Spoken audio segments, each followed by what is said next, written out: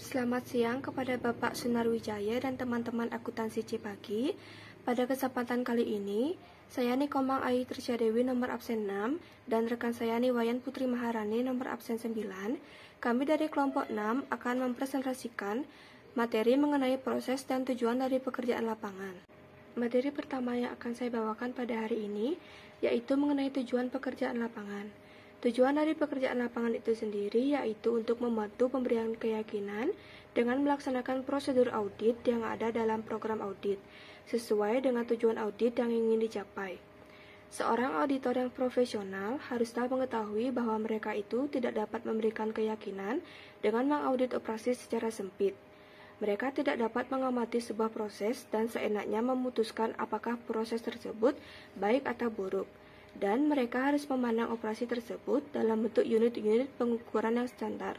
Unit pengukuran diturunkan dari kuantifikasi elemen terpisah yang diterapkan pada operasi tersebut, seperti jumlah dolar, hari, derajat, orang, dokumen, mesin, atau elemen lainnya yang dapat dikuantifikasi dari kualitas yang telah ditetapkan untuk mengukur operasi secara objektif.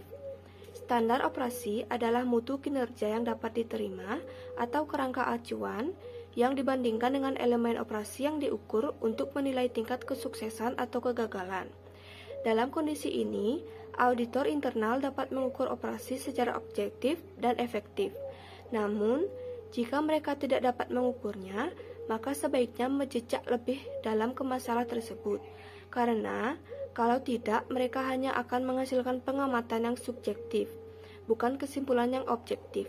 Materi selanjutnya yaitu mengenai pembuatan strategi untuk melakukan pekerjaan lapangan.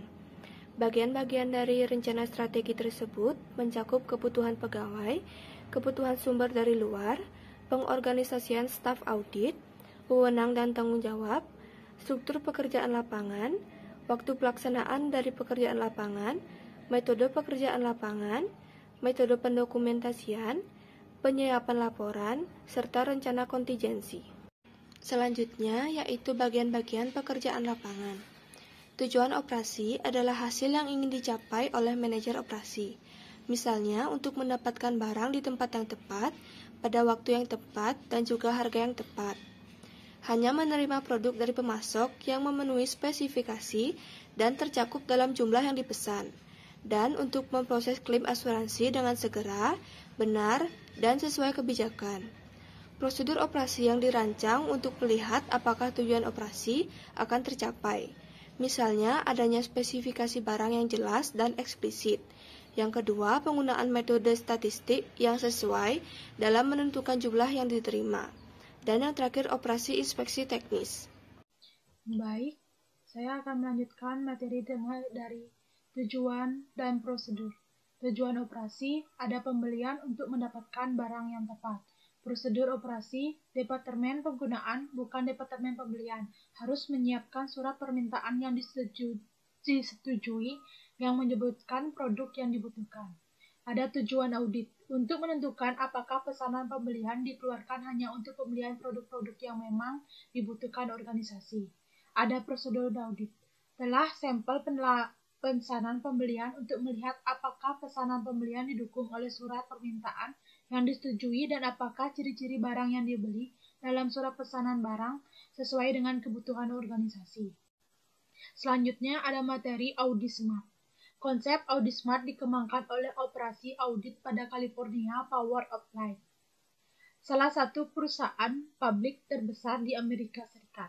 SMART merupakan singkatan dari Selective Monitoring and Assessment of Risks and Trends, atau pengawasan dan penentuan selektif atas risiko dan tren. Metode ini merupakan gabungan penentuan risiko dan audit analitis. Metode ini menggunakan indikator-indikator kunci sebagai elemen dasar dari proses audit. Terdapat 4 tahap, yaitu yang pertama ada pemilihan bidang-bidang kunci untuk pengawasan dan penentuan. Yang kedua ada pengembangan indikator-indikator kunci untuk pengawasan dan penentuan. Yang ketiga ada implementasi. Yang terakhir ada pemeliharaan teknik-teknik Audit Smart. Adapun pemilihan Pemilihan bidang-bidang kunci untuk pengawasan dan penentuan didasarkan pada kriteria-kriteria berikut ini. Yang pertama ada risiko-risiko yang dihadapi organisasi. Yang kedua ada lingkungan kontrol atau lemah. Yang ketiga ada perubahan atau inisiatif-inisiatif baru. Yang keempat ada bidang-bidang masalah yang diketahui. Yang kelima ada komponen menggunakan teknik audit perbantuan komputer secara efektif dari segi biaya. Yang keenam ada mutu informasi. Yang ketujuh ada likuiditas aset atau potensi kecurangan. Yang kedelapan ada kontrak-kontrak umum utama. Yang kesembilan ada manajemen, kekuatan, dan fokus. Dan yang terakhir ada pengawasan aktivitas oleh yang lain. Adapun indikator-indikator kunci untuk pengawasan dan penentuan akan fokus pada sistem, proses organisasi, atau kontrol kunci atas bidang keuangan, operasional, manajerial, dan teknologi informasi. Karakteristik-karakteristiknya adalah yang pertama ada penuh makna, yang kedua ada tepat waktu, yang ketiga ada sensitivitas, yang keempat ada keanalan, yang kelima ada dapat diukur, dan yang terakhir ada praktis. Adapun alat dan teknik yang digunakan adalah yang sering diterapkan dalam audit analitis, seperti pengamatan periodik, analisis statistik, analisis regresi, dan lain-lain. Prosedur-prosedur yang mungkin diterapkan adalah penggunaan jumlah moneter, kuantitas, rasio, dan persentase. Pemeliharaan teknik-teknik audit smart mencakup beberapa elemen. Yang pertama ada penugasan aktivitas-aktivitas audit smart ke masing-masing anggota tim. Yang kedua ada mengupayakan pendokumentasian yang layak dan penyimpanan tersentralisasi. Yang ketiga ada evaluasi periodik atas aktivitas audit.